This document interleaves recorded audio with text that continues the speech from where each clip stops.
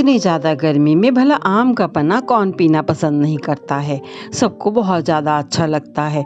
कभी कभी तो लोग बाजार से पीते हैं, लेकिन अगर वही पन्ना अच्छा स्वादिष्ट सा घर पर बन जाए तो फिर कहने ही क्या है। बनाना इसको बहुत ज़्यादा आसान है। इसे बनाने के लिए हम बर्फ में थोड़ा सा तैयार किए हुए इस पन्ने को डाल देंगे। थोड़ा सा इसमें डालेंगे ठंडा पानी और फिर हमें पुदीने की पत्तियों से इसे सजा देना होता है।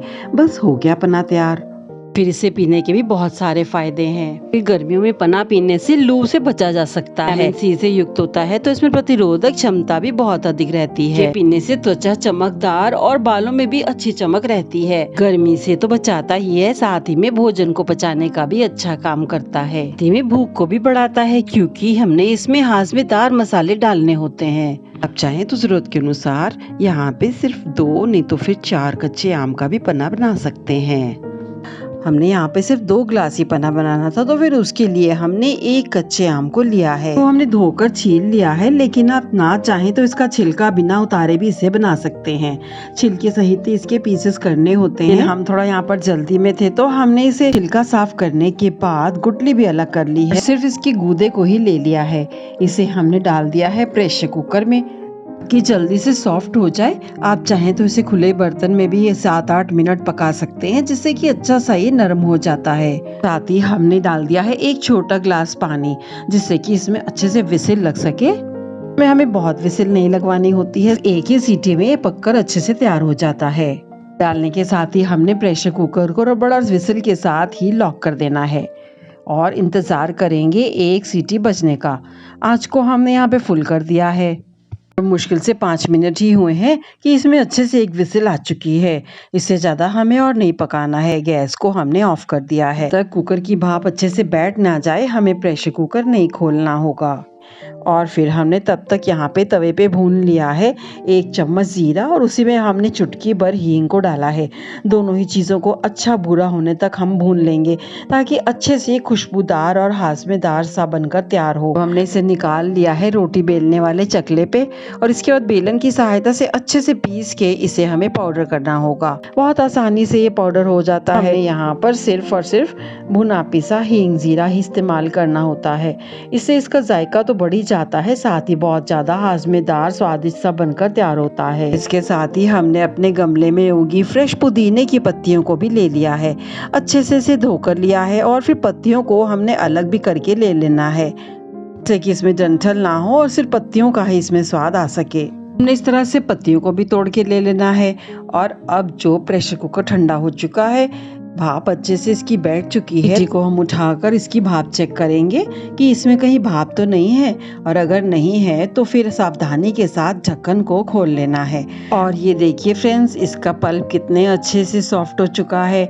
इसमें रेशे भी बिल्कुल भी नहीं है, क्योंकि आम हमने कच्चा लिया था, तो इस चीज़ का भी बहुत फ़र्क पड़ता है। अच्छे से सारे मिश्रण को चला देते हैं, और अब हमने इसमें डाल दिया है इसी पुदीने की पत्तियों को, जिसको कि हमने धोकर तोड़ के रखा हुआ है। तो इसे भी हम इसके साथ डाल देते हैं, और हैंडी की सहायता से हम इस सारे ही मिश्रण को अच्छे से चला देंगे। आप चाहें तो इसको मिक्सी जार में भी घुमा सकते हैं। ध्यान देने वाली बात यह है फ्रेंड्स कि अगर आपको इस मिश्रण को मिक्सी जार में डालना है तो आपको इंतज़ार करना होगा जब तक कि अच्छे से ये ठंडा नहीं हो जाता। गरम मिश्रण को हम मिक्सी जार में नहीं डालेंगे, और दोनों ही चीज़ों को, यानी कि आम के पल्प को और साथ ही में पुदीने की पत्तियों को हम हैंडी की सहायता से चला लेंगे, जिससे कि वो भी अच्छे से क्रश हो जाती हैं। के साथ ही अच्छा सा पुदीने का फ्लेवर भी इसमें आने लगता है। अब हैंडी चलाने से आम का पल्प और पुदीने की पत्तियां अच्छे से आपस में घुल मिल गई हैं, और इनका फ्लेवर भी अच्छा सा आ चुका है। तो अब हम इसे छान लेते हैं। बड़ी छन्नी की सहायता से हमने सारे ही मिश्रण को अच्छे से छान लेना है। अच्छे से कड़छी की सहायता से बचे हुए पल्प को घुमाते हुए थोड़ा दबा देंगे, सारा पल्प इसे अच्छे से छन जाता है। जो थोड़े बहुत रेशे रह जाते हैं, बड़ी छन्नी की सहायता से आराम से अलग हो जाते हैं। इसलिए इस मिश्रण का छानना भी बहुत जरूरी रहता है। अब ये जो आम का पन्ना है आधे से ज्यादा बनकर तैयार हो चुका है। बस थोड़े से इसमें मसाले डालने बाकी हैं।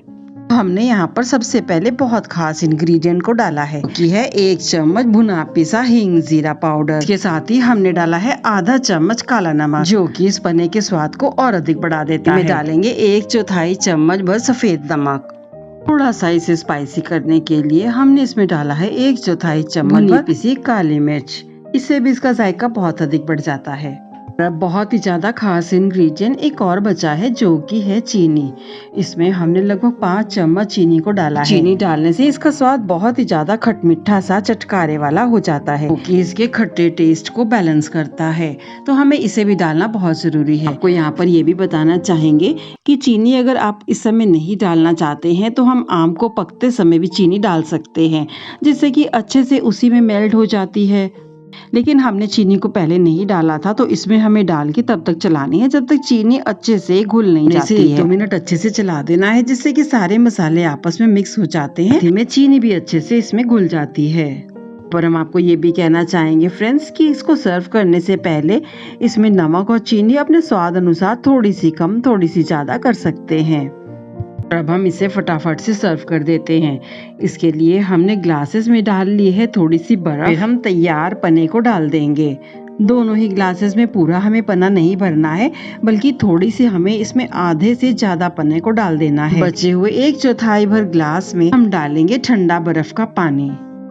बस हमारा बहुत ज्यादा स्वादिष्ट मजेदार गुणों से भरपूर आम का पन्ना बनकर बिल्कुल तैयार हो चुका है। बिल्कुल बाजार से भी ज्यादा स्वादिष्ट बना है। चम्मच की सहायता से सभी चीजों को अच्छे से चला देना है। इस मजेदार स्वादिष्ट गुणकारी आम के पन्ने को बनाना और फिर हमें बताना कि आपका आम का पन्ना ये कैसा बना।